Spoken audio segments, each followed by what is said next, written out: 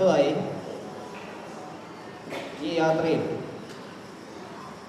നമ്മളൊപ്പം പങ്കെടുക്കുകയും പിന്നീട് മൺമറഞ്ഞു പോയ ചിലരെ അനുശോചന പ്രമേയം അവർക്ക് വേണ്ടി അവതരിപ്പിക്കുകയാണ്. അതിനുവേണ്ടി ശിവനെ ക്ഷണിച്ചുകൊണ്ട്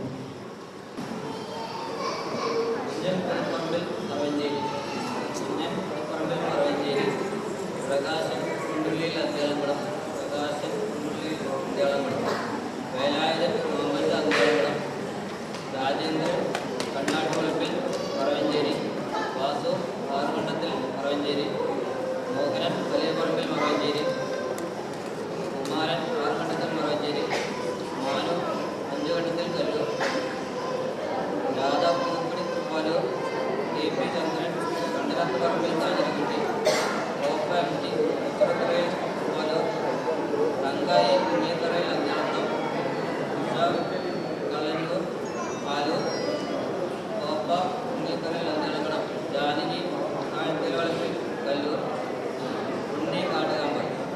സംഘത്തോടൊപ്പം തീർത്ഥയാത്രയിൽ പങ്കെടുത്തുള്ള ഇവരുടെയും നാം അറിയാതെ പോയവരുടെയും ദേഹവിയോഗത്തിൽ സംഘം ഒരുപിടി ഭക്തപുഷ്പങ്ങൾ അർപ്പിച്ചുകൊണ്ട് സംഘത്തിൻ്റെ അഗാധമായ ദുഃഖം ഈ വേദിയിൽ രേഖപ്പെടുത്തുന്നു. ഒരു നിമിഷം മൗനപ്പെട്ടു.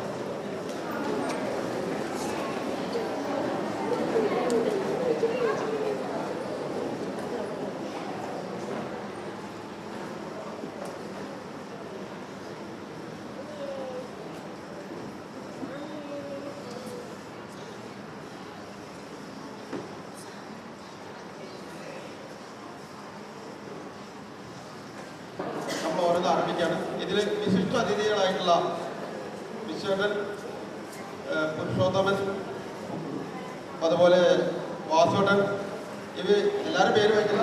എല്ലാവരും ഒന്ന് വേദിയിലേക്ക് വരണം, ക്ഷണിക്കാം. നമ്മുടെ ക്ഷേത്ര അനുഷ്ഠാനങ്ങളെക്കുറിച്ചും ക്ഷേത്രത്തിൻ്റെ അതിനെക്കുറിച്ചുള്ള എല്ലാ കാര്യങ്ങളും നമ്മളോട് സംസാരിക്കുന്നതിന് വേണ്ടി ശ്രീ പി എൻ രാജഗോപാൽ അവരുടെ സാദരം ക്ഷണിക്കുന്നു. ക്ഷേത്രാചാരവുമായി ബന്ധപ്പെട്ട് സംസാരിക്കാൻ വളരെ പാണ്ഡിത്യമുള്ള ആളുകൾ ഉണ്ടായിരിക്കെ ഈ വിഷയത്തിൽ നിങ്ങളോട് സംസാരിക്കാൻ എന്നെ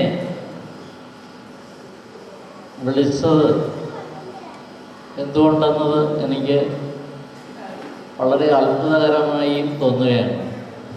ഒരു പക്ഷേ ഈശ്വര കൽപ്പിതമായിരിക്കാം.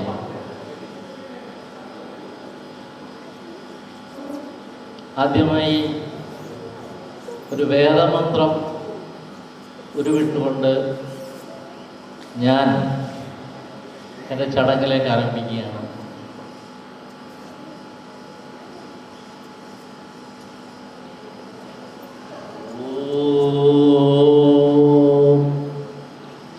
പൂർണ്ണമദ പൂർണ്ണമിദ പൂർണ്ണാത് പൂർണ്ണമുദച്യതേ പൂർണ്ണസ്യ പൂർണ്ണമാദായ പൂർണ്ണമേവാവശിഷ്യതേ.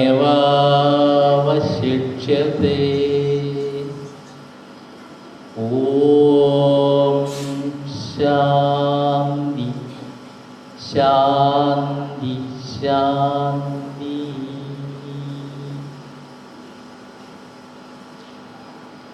ഇതിൽ ഞാൻ അവസാനം പറഞ്ഞ, ആദ്യമായിട്ടും പറഞ്ഞ ഓംകാരം, ഈ ഓംകാരത്തെ നമ്മൾ ഉച്ചരിക്കുന്നത് എങ്ങനെയാണ്? അതിനെക്കുറിച്ച് നമുക്ക് വല്ല പിടിയും ഉണ്ടോ? നമ്മളെപ്പോഴും ഓംകാരം പറയാറുണ്ട്, ഓം നമഃശിവായ പറയാറുണ്ട്, ഓം നമോ നാരായണായ എന്ന് പറയാറുണ്ട്, ഓം ദേവി എന്ന് പറയാറുണ്ട്. പക്ഷെ നമ്മൾ ഓം ഉച്ചരിക്കുമ്പോൾ ഈ ഓം എന്ന ഈ ശബ്ദം നമ്മൾ സാധാരണ ഉച്ചരിക്കുന്നത് അകത്ത് നിന്നും പുറത്തേക്കാണ് ഓം. നമ്മൾ പറയുന്നത് ഓം. എന്നാൽ ശരിക്കും ഓങ്കാര ശബ്ദം ഉച്ചരിക്കേണ്ടത് എങ്ങനെയെന്ന് പണ്ഡിതന്മാർ പറഞ്ഞിട്ടുണ്ട്. അതായത് നമ്മൾ ഈ ഓം എന്ന ശബ്ദത്തെ പുറത്തു നിന്നും അകത്തേക്ക് വലിച്ചെടുത്ത് നമ്മുടെ കണ്ഠനാളത്തിൽ കൂടി അകത്തേക്ക് പോയി നമ്മുടെ ഉദരഭാഗത്തിൽ എത്തി അതവിടെ വിലയം പ്രാപിക്കുന്ന രീതിയിൽ ആണ് ഓങ്കാര ശബ്ദം ഉപയോഗിക്കുന്നത്.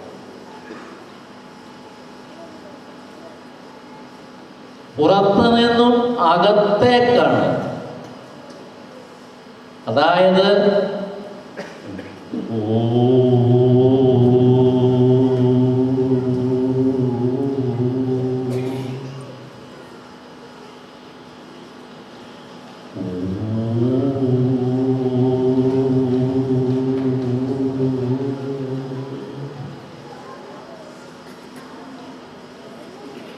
അതിനൊരു മുഴക്കമുണ്ട് അല്ലേ?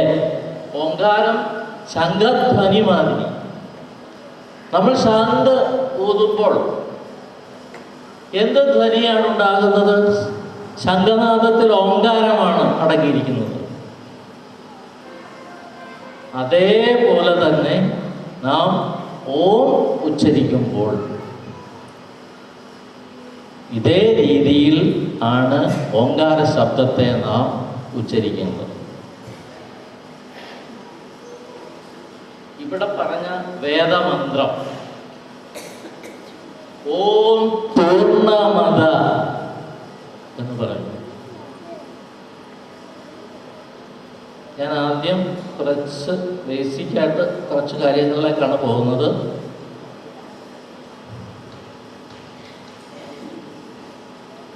ഓം പൂർണ്ണമദ, അത് പൂർണ്ണമാണ്. ഓം പൂർണ്ണമിദ, ഇത് പൂർണ്ണമാണ്. അപ്പോ അതും പൂർണ്ണമാണ്, ഇതും പൂർണ്ണമാണ്. അത് എന്ന് പറയുന്നത് ഈശ്വരൻ ബ്രഹ്മം ആണ്. ഇത് എന്ന് പറയുന്നത് പ്രപഞ്ചമാണ്. അപ്പോൾ അതിൽ നിന്നാണ് ഇത് ഉണ്ടായത്. അതിൽ നിന്നും ഇതുണ്ടായി. ഏതിൽ നിന്നും? ഈശ്വരനിൽ നിന്നും പ്രപഞ്ചം ഉണ്ടായി.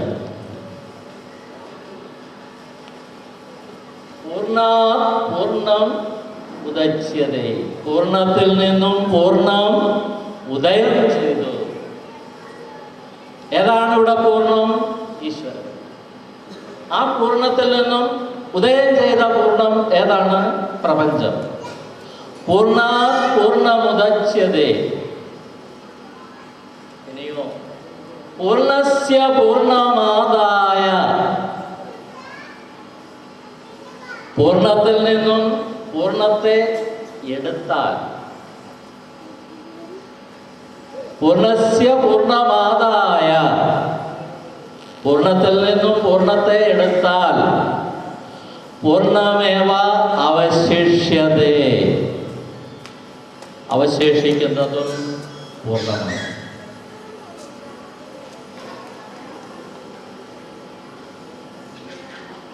അപ്പോ നമ്മൾ ഈ പ്രപഞ്ചത്തെ നമ്മൾ കാണുന്നുണ്ട്. ഈ പ്രപഞ്ചത്തിന് നാശം ഉണ്ട്. പ്രപഞ്ചം മായയാണ്. മായയാൽ സൃഷ്ടിക്കപ്പെട്ടിരിക്കുന്ന പ്രപഞ്ചം പൂർണ്ണമാണ് എന്ന് പറയുന്നത് എന്തുകൊണ്ട്? പ്രപഞ്ചം ഈശ്വരനിൽ വിലയം പ്രാപിക്കുകയാണ് ചെയ്യുന്നത്. പ്രപഞ്ചം എങ്ങോട്ടും പോകുന്നില്ല. നമ്മളുടെ വേദങ്ങളിൽ പറയുന്നുണ്ടല്ലോ, പ്രളയകാലത്തിൽ എന്താണ് സംഭവിക്കുന്നത്? പ്രപഞ്ചം നശിക്കുന്നു.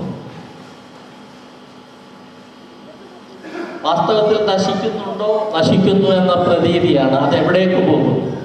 ഈശ്വരനിൽ വിലയം പ്രാപിക്കുകയാണ് ചെയ്യുന്നത്. ഈശ്വരൻ സൃഷ്ടികർമ്മത്തെ കുറിച്ച് ആഗ്രഹിക്കുമ്പോൾ ഇത് തിരിച്ച് പുറത്തേക്ക് വളർന്ന് പ്രപഞ്ചമായി വികാസം പ്രാപിക്കുന്ന പ്രക്രിയയാണ് നടക്കുന്നത്. അപ്പോൾ ഇവിടെ നമ്മളിപ്പോൾ പരീക്ഷണശാലകളിലൊക്കെ കുട്ടികൾ പഠിക്കാറുണ്ട്. സിങ്ക് പ്ലസ് സിങ്കിൽ ഹൈഡ്രോക്ലോറിക് ആസിഡ് ഒഴിക്കുന്നു. സിങ്ക് എന്ന് പറയുന്ന ഒരു ലോഹമാണ്, നമുക്കറിയാം അല്ലേ? നാഗം എന്ന് പറയും മലയാളത്തിൽ. ഒരു നാഗത്തിൻ്റെ കഷണം എടുത്ത് ഹൈഡ്രോക്ലോറിക് ആസിഡ് കൊള്ളുന്നതാണ്. ആസിഡാണ്, അസിഡിറ്റിയാണ്. അപ്പോൾ ഈ നാഗത്തിൻ്റെ കഷണം എടുത്ത് ഹൈഡ്രോക്ലോറിക് ആസിഡിൽ ഒഴിക്കുന്നു. അല്ല, നാഗത്തിൻ്റെ കഷണം എടുത്ത് ഹൈഡ്രോക്ലോറിക് ആസിഡിൽ ഇടുന്നു. അപ്പോൾ അവിടെ ഒരു പ്രവർത്തനം നടക്കുന്നത് കാണാം നിങ്ങൾ. ആദ്യം കുറച്ച് പുക, പിന്നീട് കുറേ വായു കുമിളകൾ പുറത്തേക്ക് വരുന്നു. അവസാനം അത് എന്ത് സംഭവിക്കുന്നു? ഇതെല്ലാം ശാന്തമാകുന്നു. ഈ പ്രവർത്തനം അവിടെ ശാന്തമാകുന്നു, പൂർത്തീകരിക്കപ്പെടുന്നു. അത് പൂർത്തീകരിക്കപ്പെടുമ്പോൾ നമ്മളാ ഇട്ട പാത്രത്തിൽ, ഇത് പരീക്ഷണശാലയിൽ കുട്ടികളെ കൊണ്ട് ചെയ്യിക്കുന്നതാണ്. ആ ടെസ്റ്റ് ട്യൂബിൽ നമ്മൾ നോക്കിയാൽ ഒരു അവക്ഷിപ്തം കാണും. ആ അവക്ഷിപ്തം സിങ്ക് ക്ലോറൈഡാണ്. സിങ്ക് ഹൈഡ്രോക്ലോറിക് ആസിഡുമായി പ്രവർത്തിച്ചപ്പോൾ ഹൈഡ്രോക്ലോറിക് ആസിഡിലുള്ള ക്ലോറിൻ എന്ന് പറയുന്ന ഘടകം, ക്ലോറൈഡ് എന്ന് പറയുന്ന ഘടകം സിങ്കുമായി ചേർന്നിട്ട് ഹൈഡ്രജൻ ക്ലോറൈഡ് ഉണ്ടായി. അപ്പൊ പുറത്തേക്ക് വന്ന വായുവോ, പുറത്തേക്ക് കുറേ വാതകം പുറത്തേക്ക് ബഹിർഗമിച്ചു വരുന്നല്ലോ, അത് ഹൈഡ്രജനാണ്. ഹൈഡ്രോക്ലോറിക് ആസിഡിലെ ഹൈഡ്രജൻ എന്ന് പറയുന്ന ഘടകം അത് പുറത്തേക്ക് ബഹിർഗമിച്ചു. ഈ ഹൈഡ്രജൻ എന്ന് പറയുന്ന വാതകം കത്തുന്നതാണ്. അപ്പൊ ഇവിടെ ഉണ്ടായ അവക്ഷിപ്തം ഹൈഡ്രജൻ ക്ലോറൈഡ് ആണെന്ന് പറഞ്ഞു. ഇപ്പൊ ഇവിടെ രാസമാറ്റം സംഭവിച്ചു രണ്ട് വസ്തുക്കൾക്ക്. അതായത് ആസിഡിനും സിങ്കിനും രാസമാറ്റം സംഭവിച്ചപ്പോൾ പുതിയതായി ഉണ്ടായ ചില വസ്തുക്കൾ, അത് നമ്മൾ ഉപയോഗിച്ച രണ്ട് പദാർത്ഥങ്ങളിൽ നിന്നുമാണ് പുതിയതായി രണ്ട് പദാർത്ഥങ്ങൾ ഉണ്ടായത്. അപ്പോൾ ഈ പദാർത്ഥം എവിടെയെങ്കിലും പോയോ? ഇല്ല. അതിന് രൂപമാറ്റം സംഭവിച്ചു എന്ന് മാത്രം. രൂപമാറ്റം മാത്രമേ അവിടെ സംഭവിച്ചുള്ളൂ. സിങ്ക് എന്ന് പറയുന്നത്, സിങ്ക് ക്ലോറൈഡ് എന്ന് പറയുന്ന അവക്ഷിപ്തമായി. ഹൈഡ്രോക്ലോറിക് ആസിഡിലെ ഹൈഡ്രജൻ എന്ന് പറയുന്ന വാതകം പുറത്തേക്ക് വന്നു. കുറച്ച് വെള്ളവും അതിൽ അവശേഷിച്ചു. എങ്ങും പോയില്ല. ആസിഡിൻ്റെ അകത്തെ ജലാംശം അവിടെയുണ്ട്. ക്ലോറിൻ വാതകം അന്തരീക്ഷത്തിലേക്ക് പോയി. അന്തരീക്ഷത്തിൽ തന്നെ അത്. പുതുതായി നാം ഒന്നും സൃഷ്ടിക്കുന്നില്ല, പുതുതായി ഒന്നും ഉണ്ടാകുന്നതുമില്ല. ഇവിടെ ഉള്ളതെങ്ങും പോകുന്നുമില്ല. പോകുന്നു എന്നുള്ളത് പ്രതീതിയാണ്. ഇതാണ് പൂർണ്ണത്തിൽ നിന്നും പൂർണ്ണമെടുത്താൽ കിട്ടുന്നത് എന്താണ്? പൂർണ്ണമാണ്. അപ്പോ പൂർണ്ണമേവ അവശിഷ്യതേ, പൂർണ്ണം അവശേഷിക്കും. അപ്പോ ഇതാണ് ഈ വേദമന്ത്രത്തിന്റെ സാരം. എന്ത് മനസ്സിലായി? ഈശ്വരനും പ്രപഞ്ചവും വേറിട്ട് അല്ല. ഈശ്വരനിൽ നിന്ന് പ്രപഞ്ചവും പ്രപഞ്ചത്തിൽ നിന്ന് ഈശ്വരനും വേറിട്ടല്ല.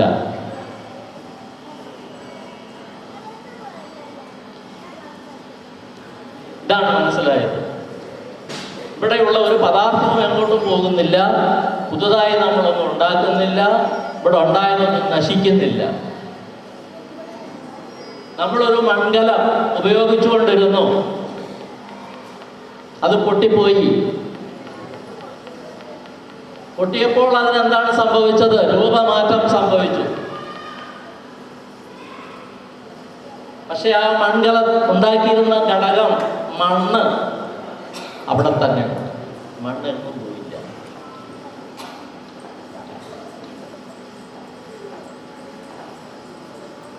അപ്പോ അനാദിയായ ഒരു സാംസ്കാരിക ധാരയുടെ ഉറവ വറ്റാത്ത ഒരു സിദ്ധാന്തമാണ് ഭാരതീയ സംസ്കൃതി, ഭാരതീയ സിദ്ധാന്തം. അത് അനാദിയാണ്. ലോകത്തോളം തന്നെ അതിന് പഴക്കമുണ്ട്. നമ്മുടെ ഋഷിവര്യന്മാർ അവിടെ പറഞ്ഞു വെച്ചിട്ടുണ്ട്.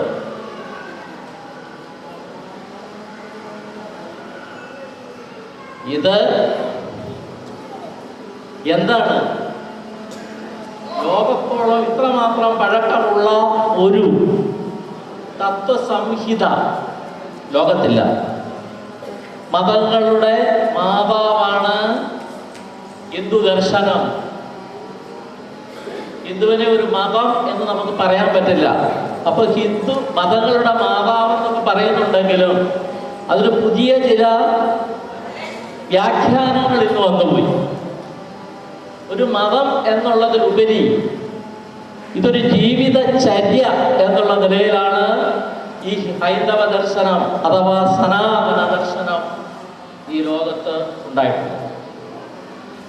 1898 വിവേകാനന്ദ സ്വാമികൾ ചിക്കാഗോയിൽ ലോകമത സമ്മേളനമാണ് അവിടെ നടന്നത്. ആ ലോകമത സമ്മേളനത്തിൽ പ്രസംഗിക്കുന്നതിന് വേണ്ടിയിട്ട് ശ്രീ വിവേകാനന്ദ സ്വാമികൾ ഇവിടെ നിന്നും ചിക്കാഗോയിൽ പോയി. അപ്പൊ അവിടെ ചെന്നപ്പോഴോ എല്ലാം വന്ധ്യവയോധികന്മാരായിട്ടുള്ള ഈശയ്യത്താടിയൊക്കെ വളർത്തി സന്യാസ്യ രൂപത്തിലുള്ള വലിയ മതപണ്ഡിതന്മാരെയൊക്കെയാണ് അവിടെ കണ്ടത്.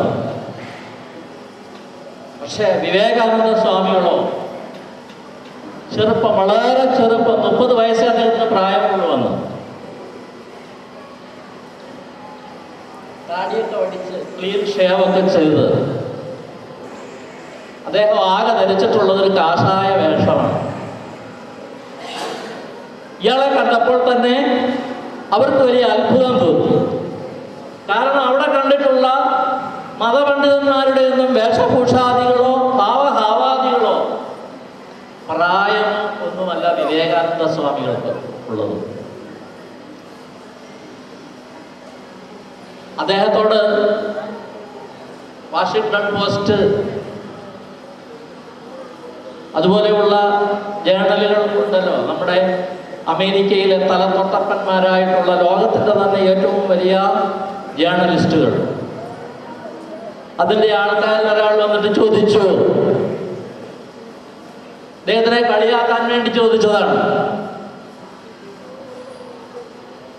നിങ്ങളുടെ ദൈവം കരയുമോ?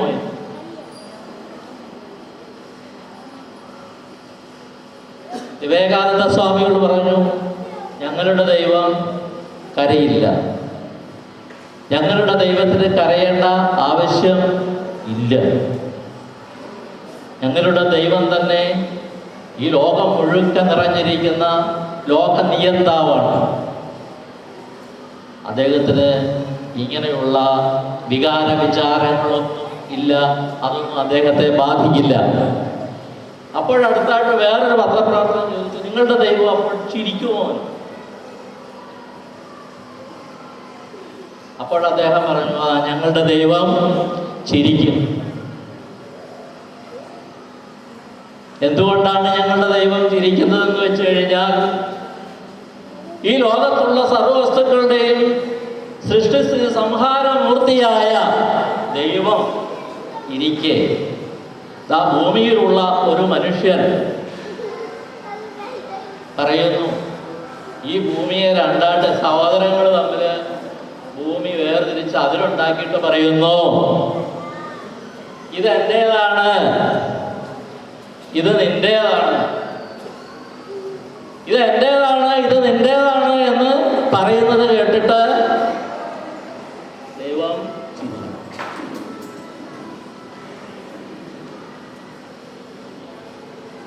അപ്പോൾ പിന്നെ വേറൊരു പത്രപ്രവർത്തകൻ ചോദിച്ചു,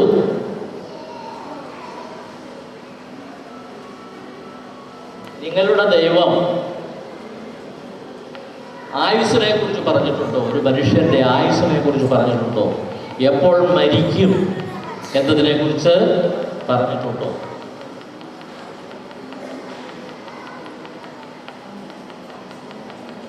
അപ്പോൾ വിവേകാനന്ദ സ്വാമികൾ അതിന് മറുപടി കൊടുത്തു, ഇല്ല.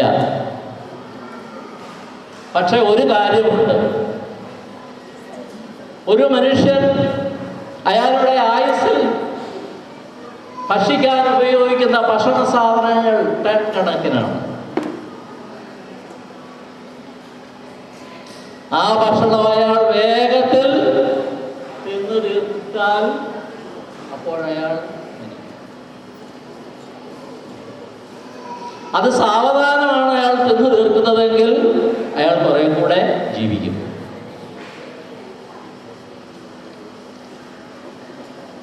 ഇത് കേട്ടിട്ട് ഈ പത്രപ്രവർത്തകരെല്ലാം അദ്ദേഹത്തെ അഭിനന്ദിച്ചിട്ട്, കാരണം അവരൊരിക്കലും ഇങ്ങനെയൊന്നുമുള്ള മറുപടികൾ കേട്ടിട്ടില്ല ലോകത്ത്. കേവലം 5 മിനിറ്റ് സംസാരിക്കാൻ അനുമതി കൊടുത്ത വിവേകാനന്ദ സ്വാമികൾ 1 മണിക്കൂറാണ് അവിടെ സംസാരിച്ചത്. എന്നിട്ടും ജനങ്ങൾ സാമൂഹ്യം അദ്ദേഹത്തെ കേട്ടുകൊണ്ടിരിക്കുകയാണ്. അദ്ദേഹം അവിടെ ചെന്ന് പറഞ്ഞത് എന്താണ്? അദ്ദേഹത്തിന്റെ പ്രസംഗത്തിന്റെ തുടക്കം തന്നെ എന്തായിരുന്നു? My American brothers and sisters, എൻ്റെ അമേരിക്കയിലെ സഹോദരി സഹോദരന്മാരെ. സായിപ്പിന് അതുവരെ കേട്ട് ശീലമില്ലാത്ത ഒരു പദപ്രയോഗമായിരുന്നു. സായിപ്പ് എപ്പോഴും പറയുന്നത് എന്താണ്? Ladies and gentlemen. Ladies and gentlemen കേട്ട് തഴക്കം വന്ന സായിപ്പ് my American brothers and sisters എന്ന ഈ അഭിസംബോധന കേട്ടപ്പോൾ അവർ അതിശയിച്ചു. അതുവരെ സായിപ്പ് വിചാരിച്ചിരുന്നത് എന്താണ്? ഇന്ത്യക്കാർ കാടന്മാരാണ്, പാമ്പാട്ടികളാണ്, കാട്ടുവാസികളാണ്, അവർക്ക് വിവരമില്ല, വിജ്ഞാനമില്ല, ബോധമില്ല എന്നാണ് അവർ വിചാരിച്ചത്. വിവേകാനന്ദന്റെ ഈ ഒരു ഒറ്റ പ്രസംഗം കൊണ്ട് ഹിന്ദുമതം, ഹൈന്ദവ സംസ്കാരം എന്താണെന്ന് സായിപ്പിന് മനസ്സിലായി. അപ്പോൾ അത്രമാത്രം തത്വസംഹിതകളുടെ ഒരു കേദാരമാണ് ഈ ഹിന്ദുമതം. അപ്പോ അവിടെ അദ്ദേഹം വേറൊരു കാര്യം പറഞ്ഞു. എന്താണ്? ലോകാ സമസ്ത സുഖിനോ ഭവന്തു. എന്താണ് പറഞ്ഞത്? സർവ ലോകങ്ങൾക്കും സുഖം ഭവിക്കട്ടെ എന്നാണ് പറഞ്ഞത്. അദ്ദേഹത്തിൻ്റെ പ്രസംഗം സംക്ഷിപ്തീകരിക്കുമ്പോൾ അദ്ദേഹം പറഞ്ഞത് ലോകാ സമസ്ത സുഖിനോ ഭവന്തു എന്നാണ്. സകല ലോകങ്ങൾക്കും സുഖം ഭവിക്കട്ടെ. ഹിന്ദുവിന് സുഖം ഭവിക്കട്ടെ എന്നോ, ക്രിസ്ത്യാനിക്ക് സുഖം ഭവിക്കട്ടെ എന്നോ, മുസ്ലിമിന് സുഖം ഭവിക്കട്ടെ എന്നോ അല്ല അദ്ദേഹം പറഞ്ഞത്. ഈ മനുഷ്യനും ഈ ലോകത്തിലുള്ള സകല ചരാചരങ്ങളും, മനുഷ്യൻ മാത്രമല്ല, പുല്ലിനും പുഴുവിനും മണ്ണിനും ജലത്തിനും ആകാശത്തിനും പറവകൾക്കും പൂക്കൾക്കും എല്ലാം സുഖം ഭവിക്കട്ടെ. ലോകം ഒരു പക്ഷിക്കൂടായി തീരുന്നു. എത്ര വിശ്വം ഭവത്യേക നീളം എന്നാണ്. ലോകം ഒരു പക്ഷിക്കൂടാണ്. ആ പക്ഷിക്കൂട്ടിലെ കിളികളാണ്, പക്ഷികളാണ് നാമെല്ലാം. വലിപ്പച്ചെറുപ്പ വ്യത്യാസമില്ല, അതിരില്ല. ലോകമെല്ലാം ഒന്നാണ്. യൂറോപ്യന്മാർ അതിനു മുമ്പ് ഇതൊന്നും കേട്ടിട്ടില്ല. സായിപ്പ് അതിനു മുമ്പ് ഇതൊന്നും കേട്ടിട്ടില്ല. ഈ വചനങ്ങളൊന്നും കേട്ടിട്ടില്ല. സായിപ്പ് അദ്ദേഹത്തെ നമസ്കരിച്ചു പോയി.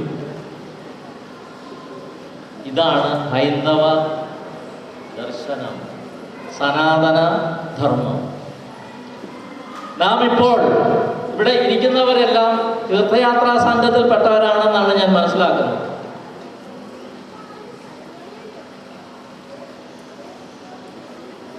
നമ്മൾ എന്തിനു വേണ്ടിയാണ് തീർത്ഥയാത്രയ്ക്ക് പോകുന്നത്? എന്തുകൊണ്ടാണ് ഇങ്ങനെ ഒരു തീർത്ഥയാത്ര എന്ന് പറയുന്ന ഒരു ലക്ഷ്യം നമ്മൾ തിരഞ്ഞെടുക്കുന്നത്?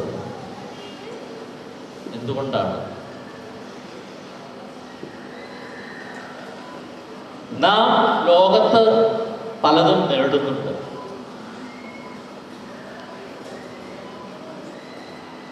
വിദ്യാഭ്യാസം നേടുന്നു, ധനം സമ്പാദിക്കുന്നു, വലിയ മണിമാളികകൾ നിർമ്മിക്കുന്നു, നമ്മൾക്ക് വേണ്ട സുഖലോലുപ വസ്തുക്കളൊക്കെ നമ്മൾ വാങ്ങിക്കൂട്ടുന്നു. പക്ഷേ നമുക്കിവിടെ ഒന്നും സമാധാനം കിട്ടുന്നില്ല, ഉറക്കം കിട്ടുന്നില്ല. ഡൺലപ്പ് മെത്തയിൽ കിടക്കുന്നു. ഡൺലപ്പ് മെത്ത കാശ് കൊടുത്താൽ വാങ്ങാൻ കിട്ടും. പക്ഷേ ഉറക്കം കിട്ടില്ല. വലിയ മണിമാളികകൾ നമുക്കുണ്ടാക്കാൻ കഴിയും. പക്ഷേ അതിൽ സമാധാനത്തോടെ ജീവിക്കാൻ കഴിയില്ല. പുസ്തകങ്ങൾ വാങ്ങിക്കൂട്ടാം, പക്ഷേ അറിവ് സമ്പാദിക്കാൻ കഴിയില്ല. ക്ലോക്ക് വാങ്ങി വെക്കാം, പക്ഷേ സമയത്തെ നമ്മുടെ പരിധിയിൽ നിർത്താൻ നമുക്ക് കഴിയില്ല. അപ്പോൾ നമുക്ക് എന്തില്ല? സന്തോഷമില്ല, സമാധാനമില്ല, സ്നേഹമില്ല, പരസ്പരം മനസ്സിന് ശാന്തിയില്ല. ഇത് തേടിയാണ് നമ്മളുടെ ഇപ്പോൾ. എവിടെ നമുക്ക് മനഃശാന്തി ലഭിക്കും. എവിടെ നിന്ന് നമുക്ക് അല്പം സമാധാനം ലഭിക്കും. ഇതിനുവേണ്ടി മനുഷ്യർ ക്ഷേത്രങ്ങളായ ക്ഷേത്രങ്ങളിലെല്ലാം പോകും.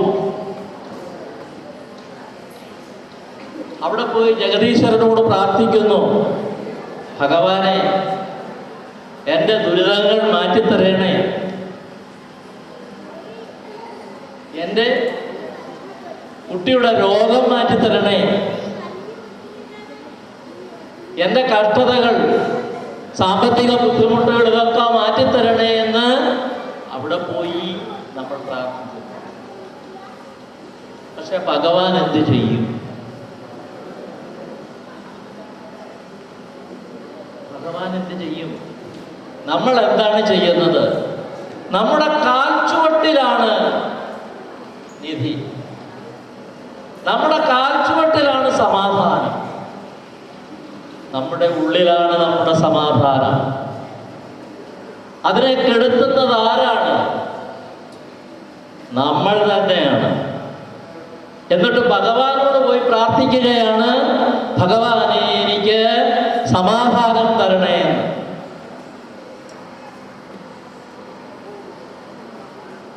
ഭഗവാൻ എന്ത് ചെയ്യും? നമ്മുടെ വിചാരം എന്താണ്? നമ്മുടെ എല്ലാ ദുഃഖങ്ങൾക്കും ദുരിതങ്ങൾക്കും കാരണം അടുത്തിരിക്കുന്നവനാണെന്നാണ്.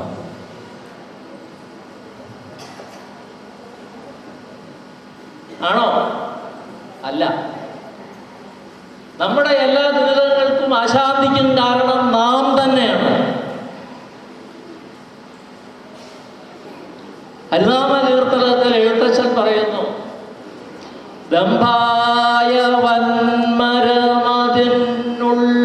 നിന്നു ചില കൊമ്പും തളുത്തവരില്ലാത്ത കായികനികൾ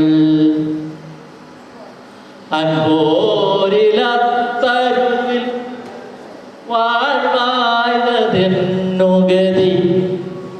നിൻപാദഭക്തി ഹരി നാരായണായ നമഃ. എന്താണ് പറഞ്ഞത്? ഡംഭെന്ന് പറയുന്ന മനുഷ്യന്റെ ഒരു സ്വഭാവമാണ്. ഡംഭ് അഹങ്കാരത്തിന്റെ മറുരൂപമാണ്. ആ ദമ്പായ വന്മരം വളർന്ന് വികാസം പ്രാപിച്ചിട്ട് അതിൻ്റെ തായ്തടിയിൽ നിന്നും അനേകം കൊമ്പും ശിഖരങ്ങളും പൂക്കളും കായ്കളും എല്ലാം ഉണ്ടാവും. എന്താണ് ആ പൂക്കളും കായ്കളും ഒക്കെ? കാമക്രോധ ലോഭ മോഹ മത മാത്സര്യങ്ങളാണ്. അപ്പൊ ഈ കാമക്രോധ ലോഭ മോഹ മത മാത്സര്യങ്ങളാകുന്ന കൊമ്പാണ് തളിർക്കുന്നത് ഉള്ളിൽ.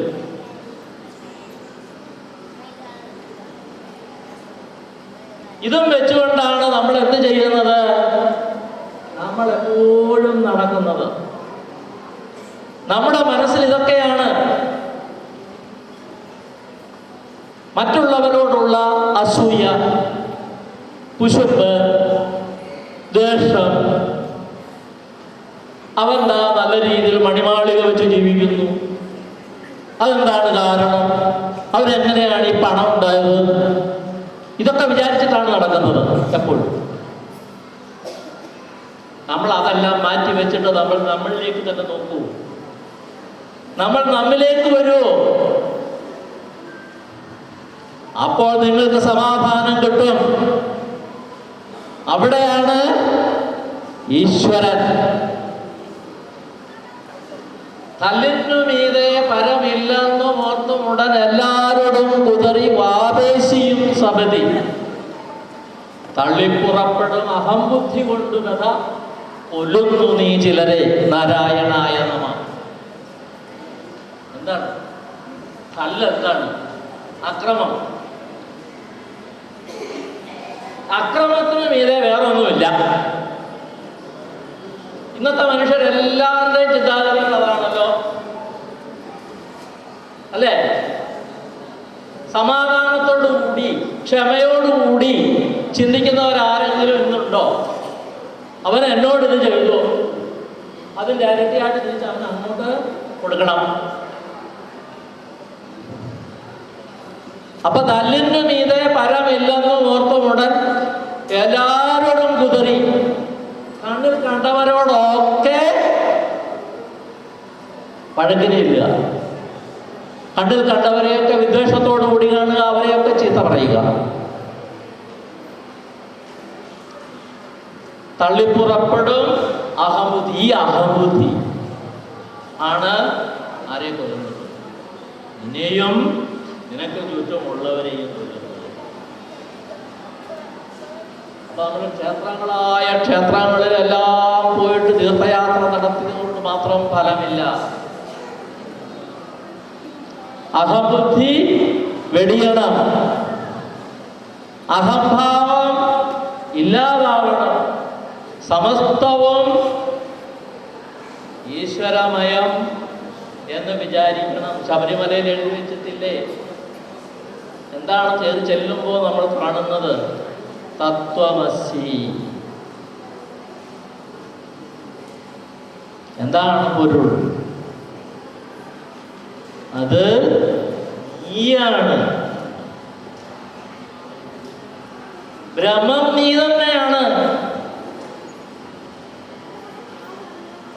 ഞാനും നീയും തുല്യരാണ്. ഭഗവാന് ഭേദവിചാരം ഇല്ല. അതാണ് തത്വമസി. വേറൊന്ന് പറയുന്നു, അഹം ബ്രഹ്മാസ്മി.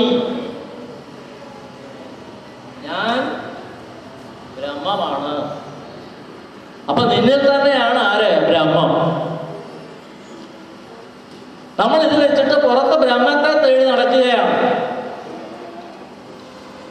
ബ്രഹ്മം അവിടെയൊന്നും ഇല്ല. ബ്രഹ്മം നമ്മിൽ തന്നെയാണ് കുടികൊള്ളുന്നത്.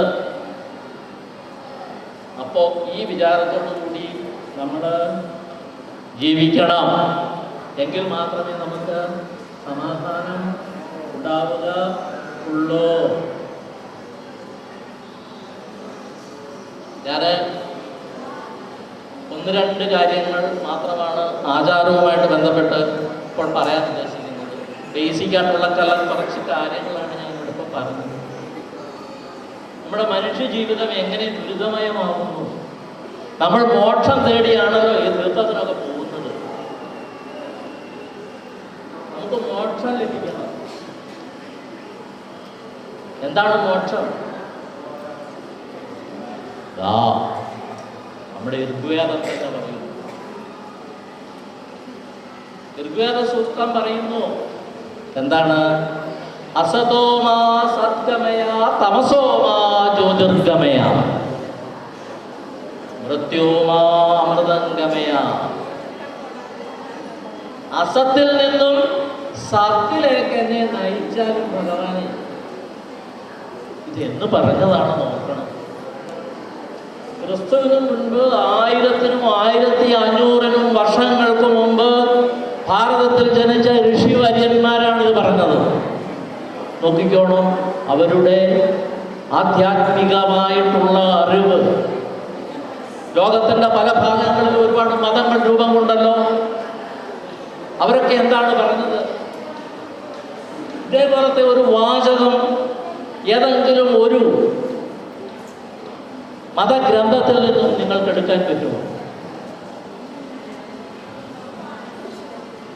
നമ്മളെവിടെ ഇരിക്കുന്ന ഈ കുട്ടികൾ, അവർക്ക് ആർക്കെങ്കിലും ഇതിനെക്കുറിച്ച് എന്തെങ്കിലും ബോധം ഉണ്ടല്ലോ?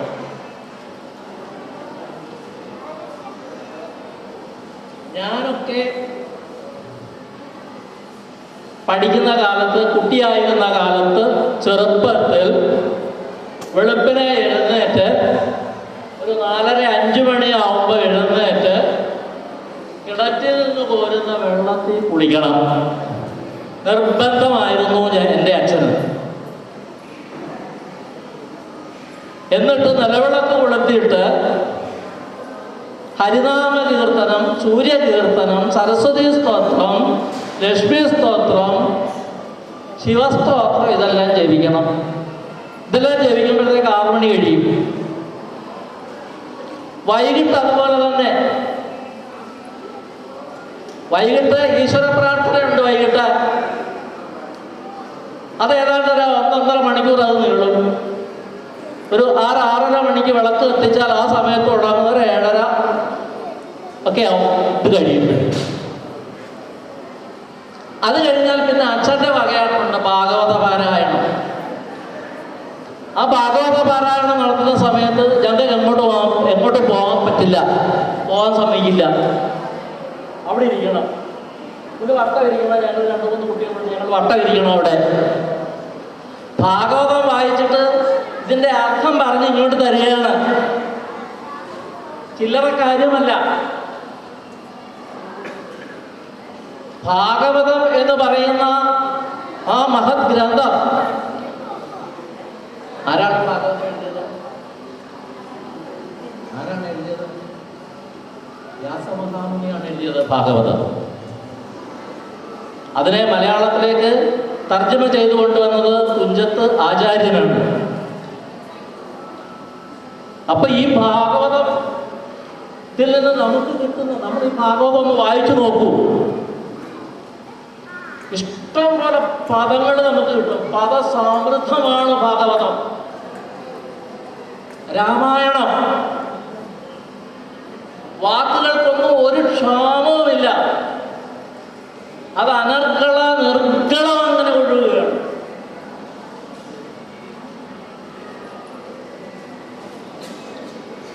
അങ്ങനെ കുറച്ചൊക്കെ ശീലിച്ചത് കൊണ്ടാണ് എനിക്ക് കുറച്ചെങ്കിലും ഒരു ആധ്യാത്മിക ബോധം ഇന്ന് ലഭിച്ചത് എന്ന് ഞാൻ വിശ്വസിക്കുന്നു. പക്ഷെ നമ്മുടെ കുട്ടികളോ, ഏതെങ്കിലും കുട്ടികളെ നമ്മുടെ മാതാപിതാക്കൾ തന്നെയാണ് അതിൻ്റെ കുഴപ്പക്കാർ. ഇന്നത്തെ മാതാപിതാക്കള് അവരെ കുറ്റം പറയാൻ ഒരു പരിധി വരെ നമുക്ക് കഴിയുള്ളൂ. കാരണം അച്ഛനും അമ്മയും ജോലിക്ക് പോകുന്നവരാണ്, അണുകുടുംബമാണ്. അച്ഛനും അമ്മയും പോയി കഴിഞ്ഞാൽ വീട്ടിൽ വേറെ ആരുമില്ല. മുൻപുണ്ടായിരുന്നത് എന്താണ്? കൂട്ടുകുടുംബ വ്യവസ്ഥയായിരുന്നു. അപ്പൊ അവിടെ ആരെല്ലാം ഉണ്ടാവും? അമ്മാവന്മാരുണ്ടാവും, മുത്തച്ഛിമാരുണ്ടാവും, മുത്തച്ഛനുണ്ടാവും, ഒരുപാട് കാരണവന്മാരുണ്ടാവും, എല്ലാവരും ഉണ്ടാവും. ഈ കുട്ടികളെ ശ്രദ്ധിക്കാൻ, ഇവരെ നിയന്ത്രിക്കാൻ അവിടെ ആളുണ്ടാവും. ഇന്നത്തെ മുത്തച്ഛനും മുത്തച്ഛിയും ചെയ്യുന്നത് എന്താണ്? 6 മണിയാവുമ്പോൾ TV തുറക്കും. അവരതിൻ്റെ മുൻപിലായിരിക്കും. ഈ കുട്ടികൾ എന്ത് ചെയ്യുന്നു ശ്രദ്ധിക്കുന്നില്ല. ഈ കുട്ടികളോട് ഓം നമോ നാരായണായ നമ ഒരു വാക്ക് പറയാൻ ഈ മുത്തച്ഛനോ മുത്തച്ഛിക്കോ കഴിയില്ല. അവർക്കും അതിന് സമയമില്ല. പക്ഷെ അത് പോരാ. ഒരു 3 വയസ്സാകുമ്പോൾ ഇത് നമ്മളുടെ ഈ കൾച്ചർ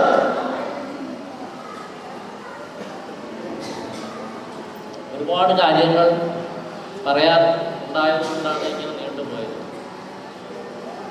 ഇതിൽ നമ്മളെ നമസ്കാരത്തെക്കുറിച്ച് നമ്മൾ നമസ്കാരം, നമസ്തേ എന്നൊക്കെ നമ്മൾ പറയുമല്ലോ. നമ്മളൊരാളെ കാണുമ്പോൾ നമസ്തേ പറയാറുണ്ട്. ഭാരതീയർക്ക് മാത്രമുള്ളൊരു പ്രത്യേകതയാണ് ഈ നമസ്തേ. മറ്റുള്ളവരൊന്ന് ഷേക്കാൻ ചെയ്യും, അല്ലെങ്കിൽ പരസ്പരം ആലിംഗനം ചെയ്യും. ഇപ്പോൾ സായിപ്പിന് മനസ്സിലായി അതിൽ കുറച്ച് പ്രശ്നമുണ്ട് എന്നുള്ളത്. ഇപ്പൊ സായിപ്പും നമസ്തേ പറയാൻ തുടങ്ങി. കാരണം എന്താ? ഓടുവന്നു. ഈ നമസ്തേ പറയുന്നത് എന്താണ്? നമസ്തയുടെ പൊരുൾ എന്താണ്? ഞാൻ അല്ല.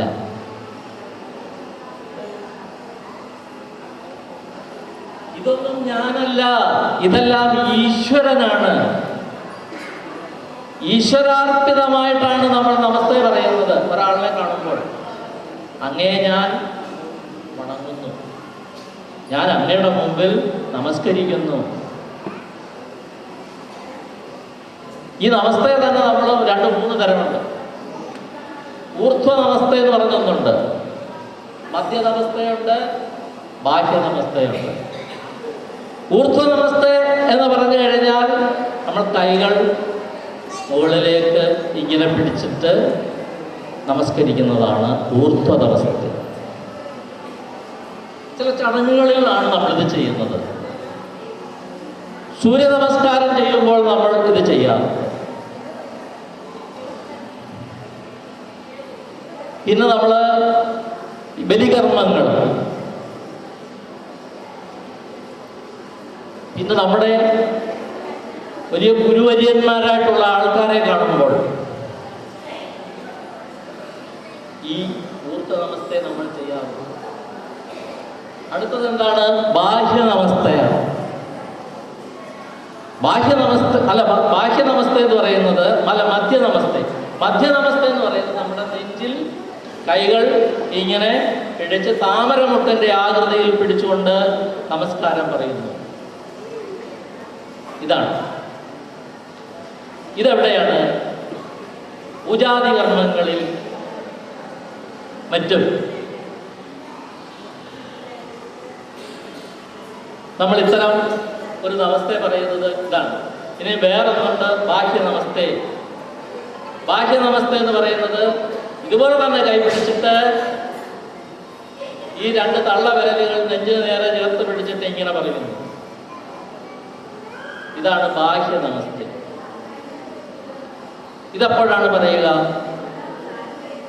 നമ്മൾ മറ്റുള്ളവരെ ആദരിക്കേണ്ടി വരുന്ന സമയത്ത്, മറ്റുള്ളവരെ കാണുമ്പോൾ നമ്മൾ പറയുന്നതാണ് ഈ ബാഹ്യ നമസ്തേ. അപ്പൊ ഊർധ്വ നമസ്തേ, മധ്യ നമസ്തേ, ബാഹ്യ നമസ്തേ, ഓരോന്നിനും അതിൻ്റെതായ പ്രാധാന്യം ഉണ്ട്, അതിൻ്റെതായ സമയമുണ്ട്. എല്ലായിടത്തും ഇതൊന്നും ഉപയോഗിക്കില്ല. ഇനി മറ്റൊന്ന് നമസ്കാരം. ഈ ഒരു കാര്യം കൂടെ ഒരുപാട് കാര്യങ്ങൾ പറയാനുണ്ടായിരുന്നു, സമയം കുറെ പോയി. അതുകൊണ്ട് ഈ ഒരു നമസ്കാരത്തെക്കുറിച്ച് മാത്രം പറഞ്ഞുകൊണ്ട് ഞാൻ നിർത്തുകയാണ്. ഒന്ന്, സൂര്യ നമസ്കാരം. അതെല്ലാവർക്കും അറിയാവുന്നതാണല്ലോ. യോഗാസനം ചെയ്യുന്നവർക്കും അതുപോലെ തന്നെ ഈ ബ്രാഹ്മണരായിട്ടുള്ള ആൾക്കാർക്കൊക്കെ അറിയാം സൂര്യ നമസ്കാരം. അതും ഇതുപോലെ കൈ മുകളിലേക്ക് വെച്ചിട്ട് ആണ് സൂര്യ നമസ്കാരം ചെയ്യുന്നത്. ചിലര് യോഗാസനം ചെയ്യുമ്പോഴുള്ള സൂര്യ നമസ്കാരം എന്ന് പറയുന്ന സംഭവമുണ്ട്. അത് കൈ മുകളിലേക്ക് വെച്ചിട്ടും നമ്മൾ ഈ ഗായത്രി മന്ത്രം ജപിക്കുമ്പോഴുള്ള സൂര്യ നമസ്കാരം ഇങ്ങനെയുമാണ്. കൈകളിൽ വെള്ളം കോരിയിട്ട് ആ ജലത്തിൻ്റെ കണങ്ങൾ ഓരോന്നോരോന്നായി ഇറ്റിറ്റ് വീട്ടിൽ അവസാനിക്കുന്നത് വരെ, അതുവരെ ഈ സൂര്യ നമസ്കാരം, ഈ ഗായത്രി മന്ത്രം.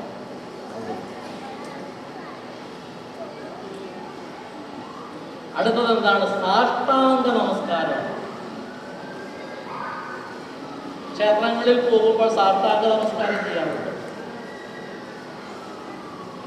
സാഷ്ടാംഗ നമസ്കാരം അത് കേൾക്കുമ്പോൾ തന്നെ അറിയാം. 8 അംഗങ്ങൾ ഭൂമിയിൽ മുട്ടത്തക്ക വിധം കടന്നുകൊണ്ട് ചെയ്യുന്നതാണ് സാഷ്ടാംഗ നമസ്കാരം. നെറ്റി, മൂക്ക്, നെഞ്ച്, വയറ്, ലിംഗം, കാൽമുട്ടുകൾ, വിരലുകൾ, കൈപ്പത്തി. ഇത്രയും ഭൂമിയിൽ മുട്ടിച്ച് ചെയ്യുന്നതാണ് സാഷ്ടാംഗ നമസ്കാരം. സാഷ്ടാംഗ നമസ്കാരം പക്ഷേ വിധിപ്രകാരം സ്ത്രീകൾക്ക് പറഞ്ഞിട്ടില്ല.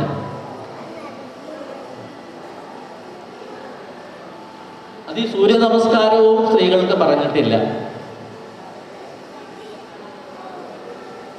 വേദങ്ങളിൽ അത് പറയുന്നില്ല.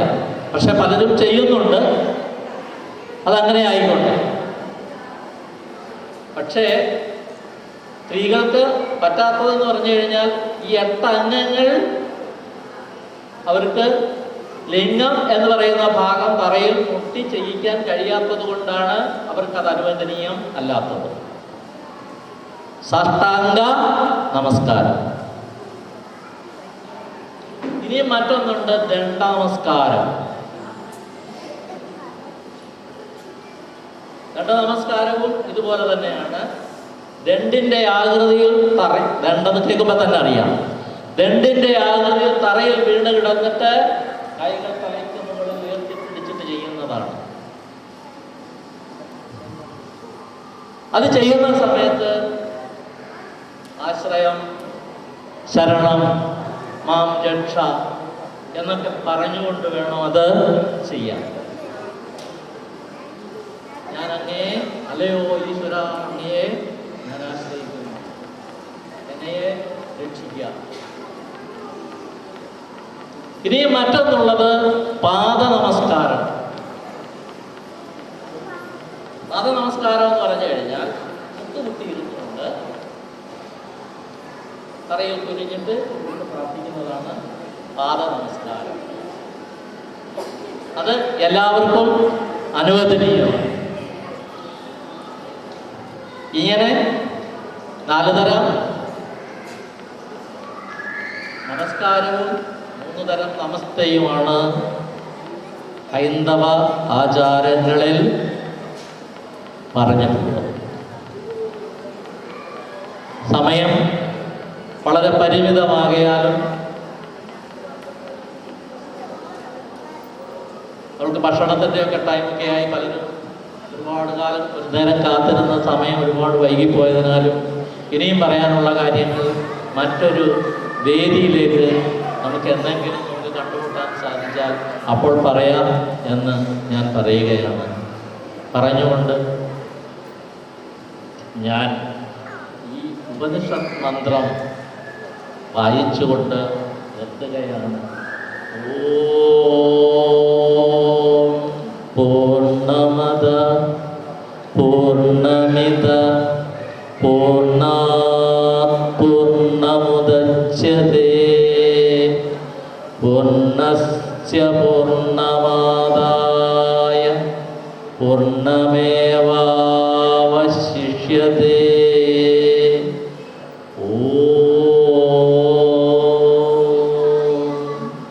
ശാന്തി ശാന്തി ശാന്തി. എനിക്കിവിടെ ഇങ്ങനൊരു വേദി ഒരുക്കി തന്ന, നിങ്ങളെയൊക്കെ കാണാൻ അവസരം ഉണ്ടാക്കി തന്ന ഏവർക്കും ഞാൻ നന്ദി പറയുന്നു. നമസ്കാരം.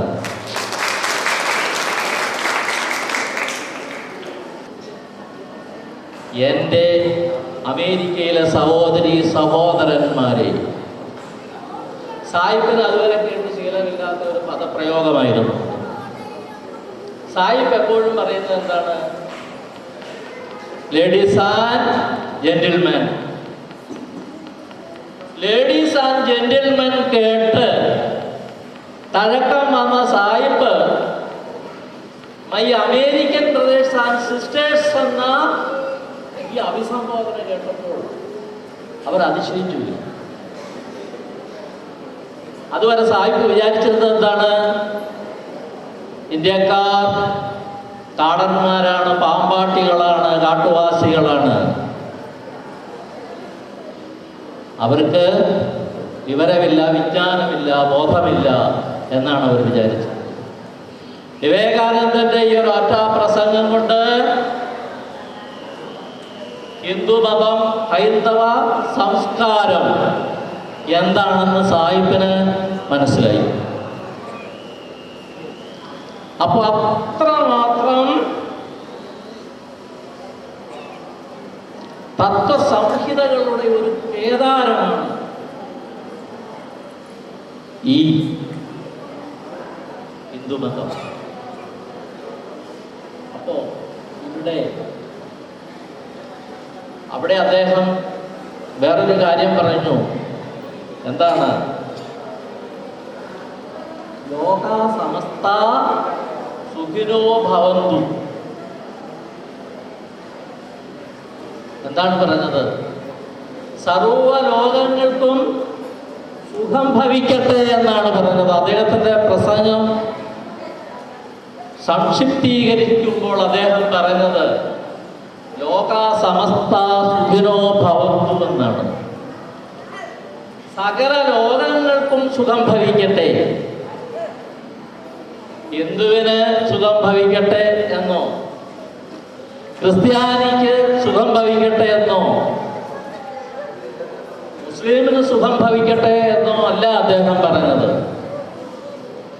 ഈ മനുഷ്യനും ഈ ലോകത്തിലുള്ള സകല ചരാചരങ്ങളും, മനുഷ്യൻ മാത്രമല്ല, പുല്ലിനും പുഴുവിനും മണ്ണിനും ജലത്തിനും ആകാശത്തിനും പറവകൾക്കും പൂക്കൾക്കും എല്ലാം സുഖം ഭവിക്കട്ടെ. ലോകം ഒരു പക്ഷിക്കൂടായി തീരുന്നു. എത്ര വിശ്വം ഭവത്യേക നീളം എന്നാണ്. ലോകം ഒരു പക്ഷിക്കൂടാണ്. ആ പക്ഷിക്കൂട്ടിലെ കിളികളാണ്, പക്ഷികളാണ് നാമെല്ലാം. വലിപ്പച്ചെറുപ്പ വ്യത്യാസമില്ല, അതിരില്ല. ലോകമെല്ലാം ഒന്നാണ്. യൂറോപ്യന്മാർ അതിനു മുമ്പ് ഇതൊന്നും കേട്ടിട്ടില്ല. സായിപ്പ് അതിനു മുമ്പ് ഇതൊന്നും കേട്ടിട്ടില്ല. ഈ വചനങ്ങളൊന്നും കേട്ടിട്ടില്ല. സായിപ്പ് അദ്ദേഹത്തെ നമസ്കരിച്ചു പോയി. ഇതാണ് ഹൈന്ദവ ദർശനം, സനാതന ധർമ്മം. നാം ഇപ്പോൾ ഇവിടെ ഇരിക്കുന്നവരെല്ലാം തീർത്ഥയാത്രാ സംഘത്തിൽപ്പെട്ടവരാണെന്നാണ് ഞാൻ മനസ്സിലാക്കുന്നത്.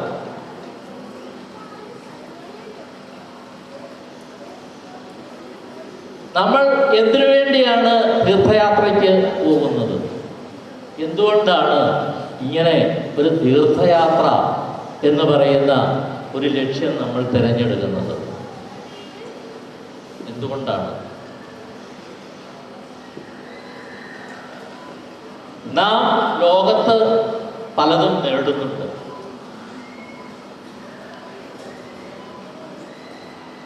വിദ്യാഭ്യാസം നേടുന്നു, ധനം സമ്പാദിക്കുന്നു, വലിയ മണിമാളികകൾ നിർമ്മിക്കുന്നു, നമ്മൾക്ക് വേണ്ട സുഖലോലുപ വസ്തുക്കളൊക്കെ നമ്മൾ വാങ്ങിക്കൂട്ടുന്നു. പക്ഷേ നമുക്കിവിടെ ഒന്നും സമാധാനം കിട്ടുന്നില്ല, ഉറക്കം കിട്ടുന്നില്ല. ഡൺലപ്പ് മെത്തയിൽ കിടക്കുന്നു. ഡൺലപ്പ് മെത്ത കാശ് കൊടുത്താൽ വാങ്ങാൻ കിട്ടും. പക്ഷേ ഉറക്കം കിട്ടില്ല. വലിയ മണിമാളികകൾ നമുക്കുണ്ടാക്കാൻ കഴിയും. പക്ഷേ അതിൽ സമാധാനത്തോടെ ജീവിക്കാൻ കഴിയില്ല. പുസ്തകങ്ങൾ വാങ്ങിക്കൂട്ടാം, പക്ഷേ അറിവ് സമ്പാദിക്കാൻ കഴിയില്ല. ക്ലോക്ക് വാങ്ങി വെക്കാം, പക്ഷേ സമയത്തെ നമ്മുടെ പരിധിയിൽ നിർത്താൻ നമുക്ക് കഴിയില്ല. അപ്പോൾ നമുക്ക് എന്തില്ല? സന്തോഷമില്ല, സമാധാനമില്ല, സ്നേഹമില്ല, പരസ്പരം മനസ്സിന് ശാന്തിയില്ല. ഇത് തേടിയാണ് നമ്മളുടെ ഇപ്പോൾ. എവിടെ നമുക്ക് മനഃശാന്തി ലഭിക്കും? എവിടെ നിന്ന് നമുക്ക് അല്പം സമാധാനം ലഭിക്കും? ഇതിനുവേണ്ടി മനുഷ്യൻ ക്ഷേത്രങ്ങളായ ക്ഷേത്രങ്ങളിലെല്ലാം പോകും. അവിടെ പോയി ജഗദീശ്വരനോട് പ്രാർത്ഥിക്കുന്നു, ഭഗവാനെ എൻ്റെ ദുരിതങ്ങൾ മാറ്റിത്തരണേ, എൻ്റെ കുട്ടിയുടെ രോഗം മാറ്റിത്തരണേ, എൻ്റെ കഷ്ടതകൾ, സാമ്പത്തിക ബുദ്ധിമുട്ടുകൾ ഇതൊക്കെ മാറ്റിത്തരണേ എന്ന് അവിടെ പോയി നമ്മൾ പ്രാർത്ഥിക്കും. പക്ഷെ ഭഗവാൻ എന്ത് ചെയ്യും? ഭഗവാൻ എന്ത് ചെയ്യും? നമ്മൾ എന്താണ് ചെയ്യുന്നത്? നമ്മുടെ കാൽച്ചുവട്ടിലാണ് നിധി, നമ്മുടെ കാൽച്ചുവട്ടിലാണ് സമാധാനം, നമ്മുടെ ഉള്ളിലാണ് നമ്മുടെ സമാധാനം. അതിനെ കെടുത്തുന്നത് ആരാണ്? നമ്മൾ തന്നെയാണ്. എന്നിട്ട് ഭഗവാനോട് പോയി പ്രാർത്ഥിക്കുകയാണ്, ഭഗവാനെ എനിക്ക് സമാധാനം തരണേ എന്ന്.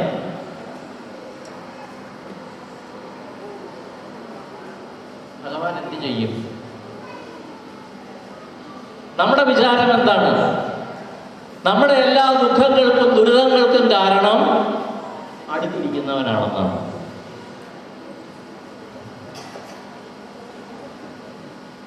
ആണോ? അല്ല.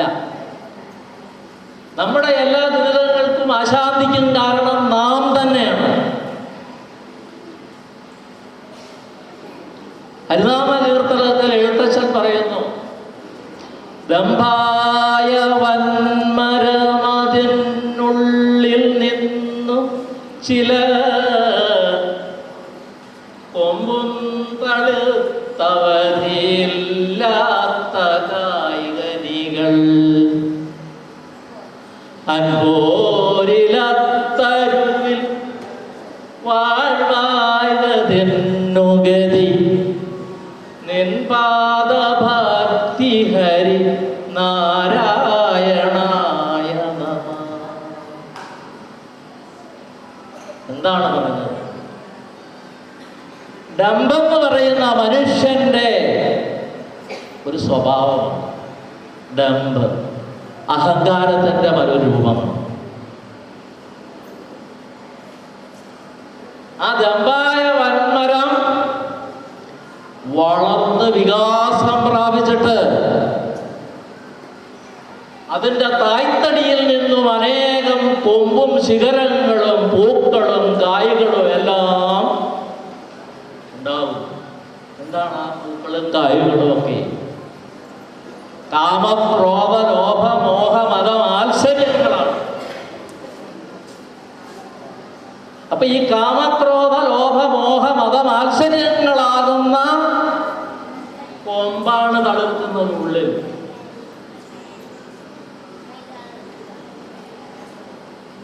ഇതും വെച്ചുകൊണ്ടാണ് നമ്മൾ എന്ത് ചെയ്യുന്നത്?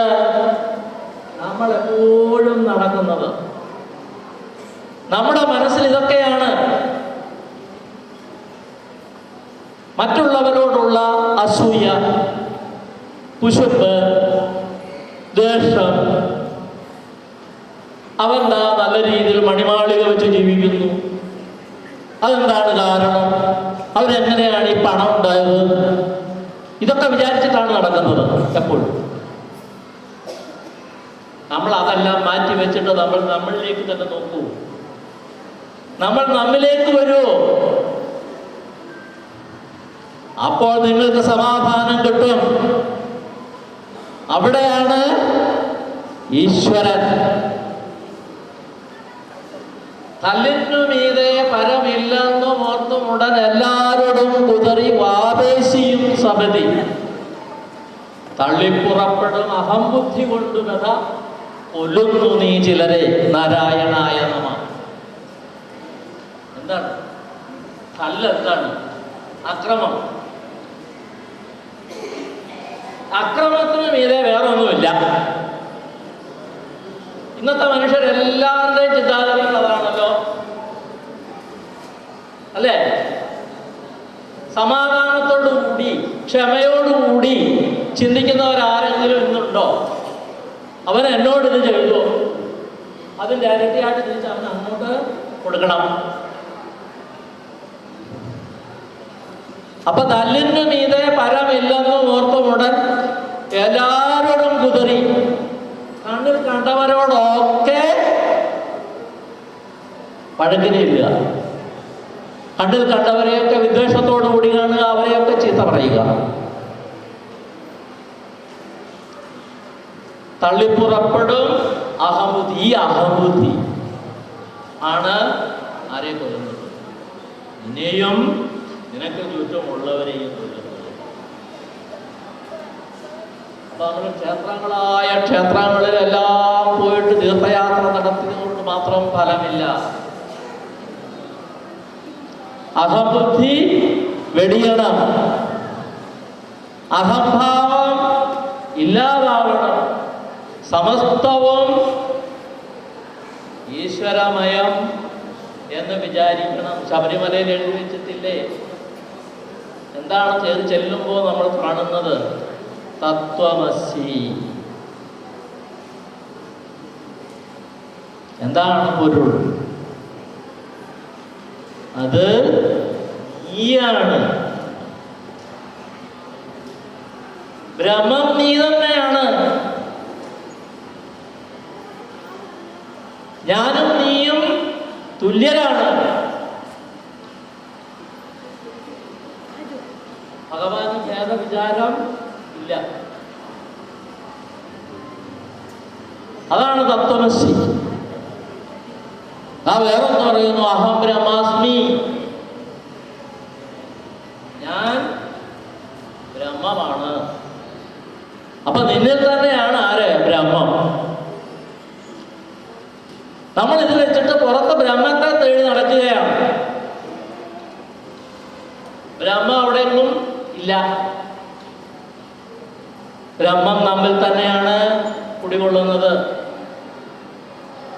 അപ്പോ ഈ വിചാരത്തോടു കൂടി നമ്മൾ ജീവിക്കണം. എങ്കിൽ മാത്രമേ നമുക്ക് സമാധാനം ഉണ്ടാവുക ഉള്ളൂ. ഞാൻ ഒന്ന് രണ്ട് കാര്യങ്ങൾ മാത്രമാണ് ആചാരവുമായിട്ട് ബന്ധപ്പെട്ട് ഇപ്പോൾ പറയാൻ ഉദ്ദേശിക്കുന്നത്. ബേസിക്കായിട്ടുള്ള കുറച്ച് കാര്യങ്ങളാണ് ഞാൻ ഇവിടെ ഇപ്പോൾ പറഞ്ഞത്. നമ്മുടെ മനുഷ്യ ജീവിതം എങ്ങനെ ദുരിതമയമാകുന്നു. നമ്മൾ മോക്ഷം തേടിയാണല്ലോ ഈ തീർത്ഥത്തിനൊക്കെ പോകുന്നത്. നമുക്ക് മോക്ഷം ലഭിക്കണം. എന്താണ് മോക്ഷം? നമ്മുടെ ഋഗ്വേദം തന്നെ പറയുന്നു. ഋഗ്വേദ സൂക്തം പറയുന്നു എന്താണ്? അസതോമാ സദ്ഗമയ തമസോമാ ജ്യോതിർഗമയ മൃത്യോമാ അമൃതംഗമയ. അസത്തിൽ നിന്നും സത്തിലേക്ക് എന്നെ നയിച്ചാലും ഭഗവാനെ, ഇത് എന്ന് പറഞ്ഞതാണ് നോക്കണം. ക്രിസ്തുവിന് മുൻപ് 1000-നും 1500-നും വർഷങ്ങൾക്ക് മുമ്പ് ഭാരതത്തിൽ ജനിച്ച ഋഷിവര്യന്മാരാണ് ഇത് പറഞ്ഞത്. നോക്കിക്കോണം, അവരുടെ ആധ്യാത്മികമായിട്ടുള്ള അറിവ്. ലോകത്തിൻ്റെ പല ഭാഗങ്ങളിൽ ഒരുപാട് മതങ്ങൾ രൂപം കൊണ്ടല്ലോ. അവരൊക്കെ എന്താണ് പറഞ്ഞത്? ഇതേപോലത്തെ ഒരു വാചകം ഏതെങ്കിലും ഒരു മതഗ്രന്ഥത്തിൽ നിന്നും നിങ്ങൾക്ക് എടുക്കാൻ പറ്റുമോ? നമ്മളെവിടെ ഇരിക്കുന്ന ഈ കുട്ടികൾ, അവർക്ക് ആർക്കെങ്കിലും ഇതിനെക്കുറിച്ച് എന്തെങ്കിലും ബോധം ഉണ്ടല്ലോ?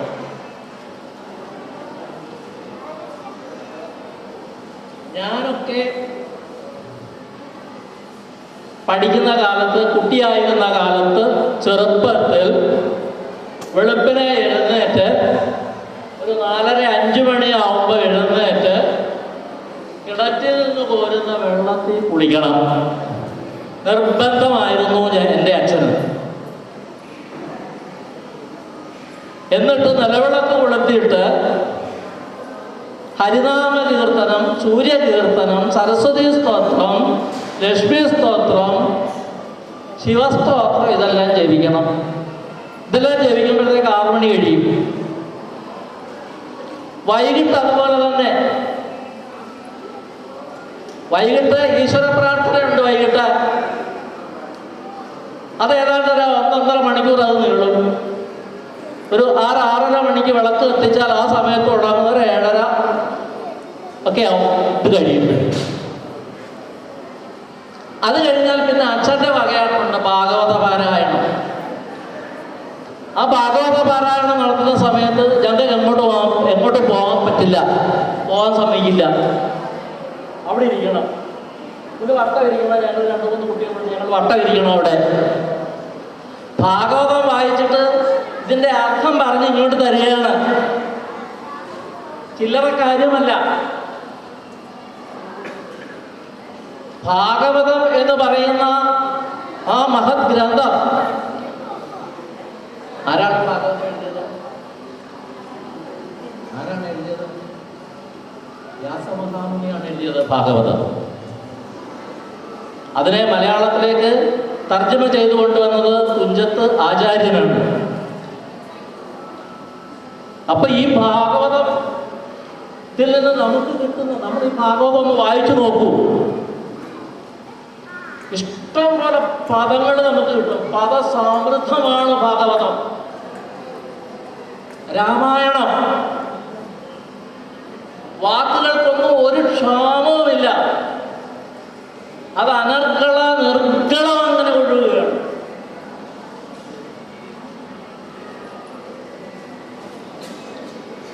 അങ്ങനെ കുറച്ചൊക്കെ ശീലിച്ചത് കൊണ്ടാണ് എനിക്ക് കുറച്ചെങ്കിലും ഒരു ആധ്യാത്മിക ബോധം ഇന്ന് ലഭിച്ചത് എന്ന് ഞാൻ വിശ്വസിക്കുന്നു. പക്ഷെ നമ്മുടെ കുട്ടികളോ, ഏതെങ്കിലും കുട്ടികളെ നമ്മുടെ മാതാപിതാക്കൾ തന്നെയാണ് അതിൻ്റെ കുഴപ്പക്കാർ. ഇന്നത്തെ മാതാപിതാക്കള് അവരെ കുറ്റം പറയാൻ ഒരു പരിധി വരെ നമുക്ക് കഴിയുള്ളൂ. കാരണം അച്ഛനും അമ്മയും ജോലിക്ക് പോകുന്നവരാണ്, അണുകുടുംബമാണ്. അച്ഛനും അമ്മയും പോയി കഴിഞ്ഞാൽ വീട്ടിൽ വേറെ ആരുമില്ല. മുൻപുണ്ടായിരുന്നത് എന്താണ്? കൂട്ടുകുടുംബ വ്യവസ്ഥയായിരുന്നു. അപ്പൊ അവിടെ ആരെല്ലാം ഉണ്ടാവും? അമ്മാവന്മാരുണ്ടാവും, മുത്തച്ഛിമാരുണ്ടാവും, മുത്തച്ഛനുണ്ടാവും, ഒരുപാട് കാരണവന്മാരുണ്ടാവും, എല്ലാവരും ഉണ്ടാവും.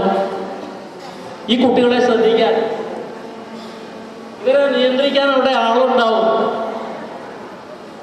ഇന്നത്തെ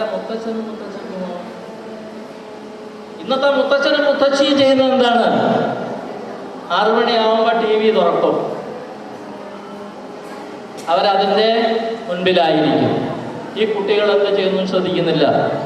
ഈ കുട്ടികളോട് ഓം നമോ നാരായണായ നമ എന്നൊരു വാക്ക് പറയാൻ ഈ മുത്തച്ഛനോ മുത്തച്ഛിക്കോ കഴിയില്ല.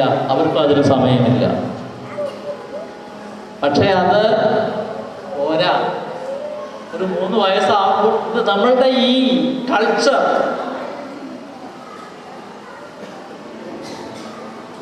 ഒരുപാട് കാര്യങ്ങൾ പറയാൻ ഉണ്ടായതുകൊണ്ടാണ് ഇങ്ങനെ നീണ്ടുപോയത്. ഇതിൽ നമ്മളെ നമസ്കാരത്തെക്കുറിച്ച് നമ്മൾ നമസ്കാരം, നമസ്തേ എന്നൊക്കെ നമ്മൾ പറയുമല്ലോ. നമ്മളൊരാളെ കാണുമ്പോൾ നമസ്തേ പറയാറുണ്ട്. ഭാരതീയർക്ക് മാത്രമുള്ളൊരു പ്രത്യേകതയാണ് ഈ നമസ്തേ. മറ്റുള്ളവരൊന്ന് ഷേക്കാൻ ചെയ്യും, അല്ലെങ്കിൽ പരസ്പരം ആലിംഗനം ചെയ്യും. ഇപ്പോൾ സായിപ്പിന് മനസ്സിലായി അതിൽ കുറച്ച് പ്രശ്നമുണ്ട് എന്നുള്ളത്. ഇപ്പം സായിപ്പും നമസ്തേ പറയാൻ തുടങ്ങി. കാരണം എന്താ? ഓടുവന്നു. ഈ നമസ്തേ പറയുന്നത് എന്താണ്? നമസ്തയുടെ പൊരുൾ എന്താണ്? ഞാൻ അല്ല.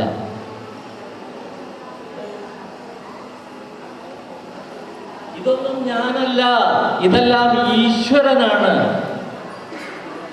ഈശ്വരാർപ്പിതമായിട്ടാണ് നമ്മൾ നമസ്തേ പറയുന്നത്. ഒരാളിനെ കാണുമ്പോൾ അങ്ങേ ഞാൻ വണങ്ങുന്നു, ഞാൻ അങ്ങയുടെ മുമ്പിൽ നമസ്കരിക്കുന്നു. ഈ നമസ്തേ തന്നെ നമ്മൾ 2-3 തരമുണ്ട്. ഊർധ്വ നമസ്തേ എന്ന് പറഞ്ഞൊന്നുണ്ട്. മധ്യനമസ്തയുണ്ട്, ബാഹ്യനമസ്തയുണ്ട്. ഊർധ്വനമസ്തേ എന്ന് പറഞ്ഞു കഴിഞ്ഞാൽ നമ്മൾ കൈകൾ മുകളിലേക്ക് ഇങ്ങനെ പിടിച്ചിട്ട് നമസ്കരിക്കുന്നതാണ് ഊർധ്വനമസ്തേ. ചില ചടങ്ങുകളിലാണ് നമ്മളിത് ചെയ്യുന്നത്. സൂര്യ നമസ്കാരം ചെയ്യുമ്പോൾ നമ്മൾ ഇത് ചെയ്യാം. പിന്നെ നമ്മൾ ബലികർമ്മങ്ങൾ, പിന്നെ നമ്മുടെ വലിയ ഗുരുവര്യന്മാരായിട്ടുള്ള ആൾക്കാരെ കാണുമ്പോൾ ഈ ഊർധ്വനമസ്തേ നമ്മൾ ചെയ്യാറുണ്ട്. അടുത്തത് എന്താണ്? ബാഹ്യനമസ്തയാണ്. ബാഹ്യനമസ്ത എന്ന് പറയുന്നത് മധ്യനമസ്തേ. മധ്യനമസ്ത എന്ന് പറയുന്നത് നമ്മുടെ നെഞ്ചിൽ കൈകൾ ഇങ്ങനെ പിടിച്ച് താമരമുട്ടന്റെ ആകൃതിയിൽ പിടിച്ചുകൊണ്ട് നമസ്കാരം പറയുന്നു. ഇതാണ്. ഇതെവിടെയാണ്? പൂജാതി കർമ്മങ്ങളിൽ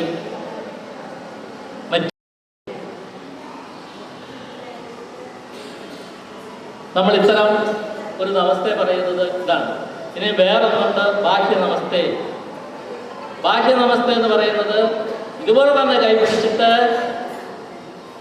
ഈ രണ്ട് തള്ളവിരലുകൾ നെഞ്ചിന് നേരെ ചേർത്ത് പിടിച്ചിട്ട് ഇങ്ങനെ പറയുന്നു. ഇതാണ് ബാഹ്യനമസ്തേ. ഇതെപ്പോഴാണ് പറയുക? നമ്മൾ മറ്റുള്ളവരെ ആദരിക്കേണ്ടി വരുന്ന സമയത്ത്, മറ്റുള്ളവരെ കാണുമ്പോൾ നമ്മൾ പറയുന്നതാണ് ഈ ബാഹ്യനമസ്തേ.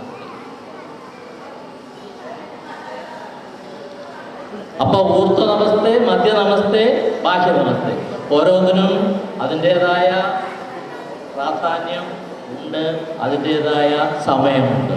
എല്ലായിടത്തും ഇതൊന്നും ഉപയോഗിക്കില്ല. ഇനി മറ്റൊന്ന് നമസ്കാരം. ഈ ഒരു കാര്യം കൂടെ ഒരുപാട് കാര്യങ്ങൾ പറയാനുണ്ടായിരുന്നു, സമയം കുറെ പോയി. അതുകൊണ്ട് ഈ ഒരു നമസ്കാരത്തെക്കുറിച്ച് മാത്രം പറഞ്ഞുകൊണ്ട് ഞാൻ നിർത്തുകയാണ്. ഒന്ന്, സൂര്യ നമസ്കാരം. അതെല്ലാവർക്കും അറിയാവുന്നതാണല്ലോ. യോഗാസനം ചെയ്യുന്നവർക്കും അതുപോലെ തന്നെ ഈ ബ്രാഹ്മണരായിട്ടുള്ള ആൾക്കാർക്കൊക്കെ അറിയാം സൂര്യ നമസ്കാരം. അതും ഇതുപോലെ കൈ മുകളിലേക്ക് വെച്ചിട്ട് ആണ് സൂര്യ നമസ്കാരം ചെയ്യുന്നത്. ചിലര് യോഗാസനം ചെയ്യുമ്പോഴുള്ള സൂര്യ നമസ്കാരം എന്ന് പറയുന്ന സംഭവമുണ്ട്. അത് കൈ മേളിലേക്ക് വെച്ചിട്ടും, നമ്മൾ ഈ ഗായത്രി മന്ത്രം ജപിക്കുമ്പോഴുള്ള സൂര്യ നമസ്കാരം ഇങ്ങനെയുമാണ്. കൈകളിൽ വെള്ളം കോരിയിട്ട് ആ ജലത്തിൻ്റെ കണങ്ങൾ ഓരോന്നോരോന്നായി ഇറ്റിറ്റ് വീട്ടിൽ അവസാനിക്കുന്നത് വരെ, അതുവരെ ഈ സൂര്യ നമസ്കാരം, ഈ ഗായത്രി മന്ത്രം.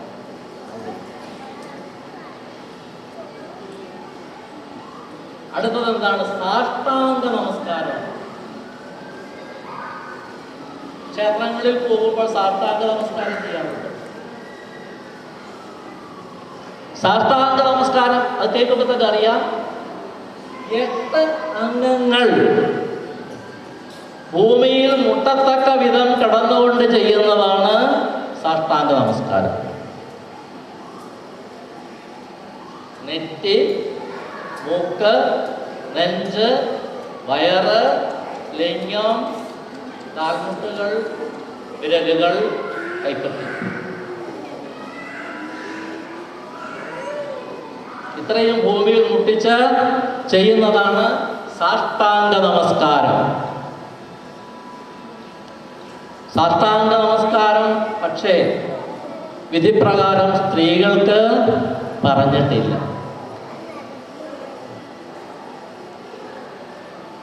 അത് ഈ സൂര്യ നമസ്കാരവും സ്ത്രീകൾക്ക് പറഞ്ഞിട്ടില്ല. വേദങ്ങളിൽ അത് പറയുന്നില്ല. പക്ഷെ പലരും ചെയ്യുന്നുണ്ട്. അതങ്ങനെ ആയിക്കോട്ടെ. പക്ഷേ സ്ത്രീകൾക്ക് പറ്റാത്തതെന്ന് പറഞ്ഞു കഴിഞ്ഞാൽ ഈ 8 അംഗങ്ങൾ അവർക്ക് ലിംഗം എന്ന് പറയുന്ന ഭാഗം തറയിൽ മുട്ടി ചെയ്യിക്കാൻ കഴിയാത്തത് കൊണ്ടാണ് അവർക്കത് അനുവദനീയം അല്ലാത്തത്. സാഷ്ടാംഗ നമസ്കാരം. ഇനി മറ്റൊന്നുണ്ട്, ദണ്ഡനമസ്കാരം. ദണ്ഡനമസ്കാരവും ഇതുപോലെ തന്നെയാണ്. ദണ്ഡിന്റെ ആകൃതിയിൽ ദണ്ഡെന്ന് കേൾക്കുമ്പോൾ തന്നെ അറിയാം.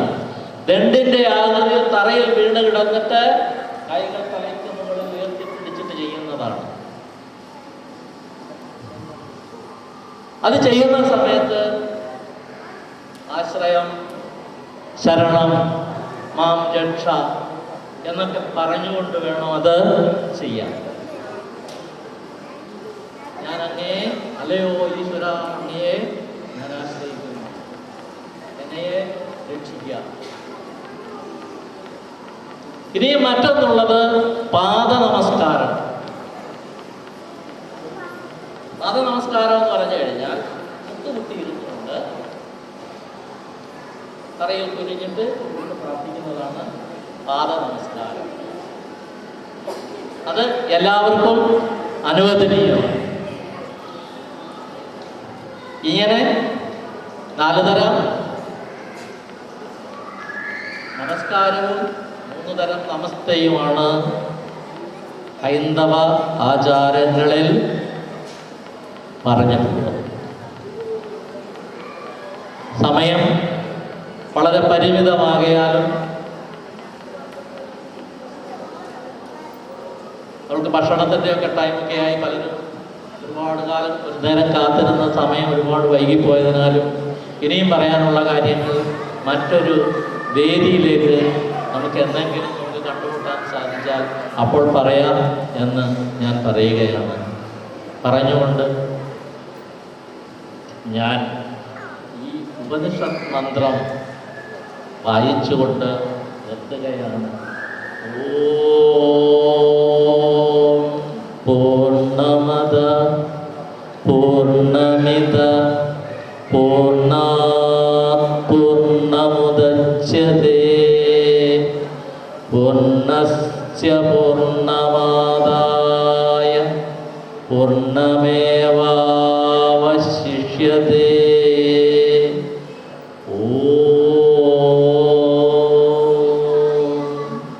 ശാന്തി ശാന്തി ശാന്തി. എനിക്കിവിടെ ഇങ്ങനൊരു വേദി ഒരുക്കി തന്ന, നിങ്ങളെയൊക്കെ കാണാൻ അവസരം ഉണ്ടാക്കി തന്ന ഏവർക്കും ഞാൻ നന്ദി പറയുന്നു. നമസ്കാരം.